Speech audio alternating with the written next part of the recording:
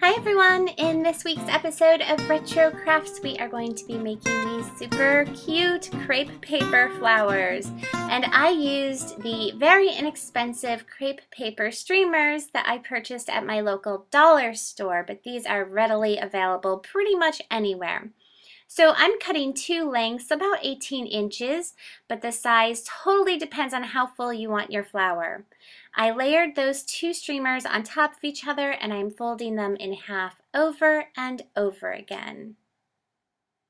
And the technique I'm using to make this flower is exactly like the melted or singed satin flower that I made a video about a couple months ago. And in case you haven't seen that video, I will post the link down below. So I'm doing the same exact thing with this flower, except I'm using crepe paper streamers instead of satin.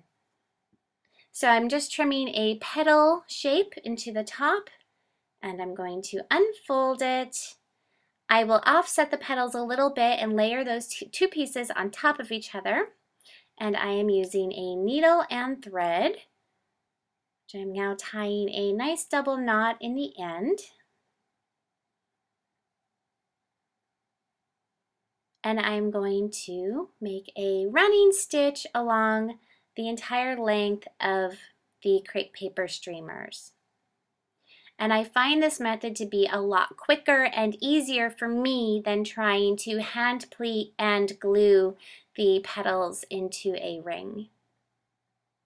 So you just go back and forth with your running stitch. It's very easy. The crepe paper is very easy to sew. Once you get to the end, you'll go ahead and gather it up. And then I'm just taking the tail of my thread and I'm going to tie a knot.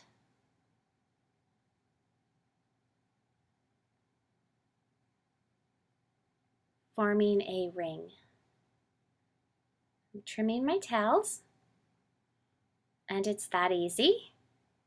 But I want my flower to be a little more fluffy and dimensional, so I'm going to take these two layers of crepe paper and start gently pulling them apart. And that will just add a little more fluff to my flower.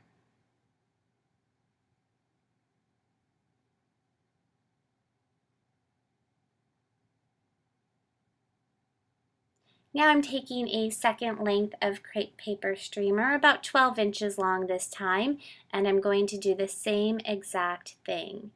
And I want to layer this one on top of the first one, so that's why I'm making it a bit smaller. Again, I'm cutting a petal shape, but you can actually just leave it as a straight edge and you'll get a really cute rosette, or you could use your decorative edge scissors, try that, and just have fun experimenting with it.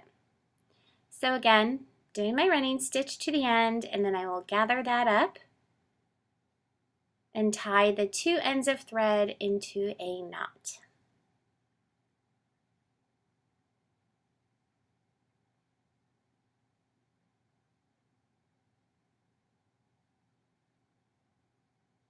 For this layer, I'm just gluing the first petal to the last petal so that it forms a nice circle.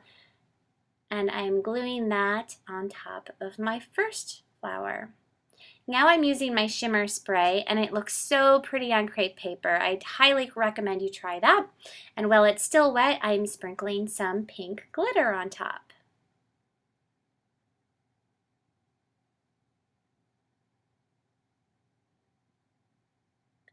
If you watch my videos, you know that I love tulle. So I took about an 8-inch length of tulle and I folded it in half, and I'm going to tie a knot in the center. I add tulle to almost every project that I make.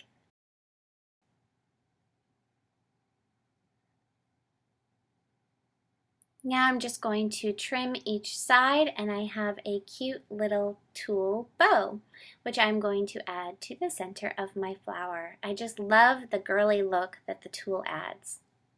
And now I'm adding a paper flower to the center of that.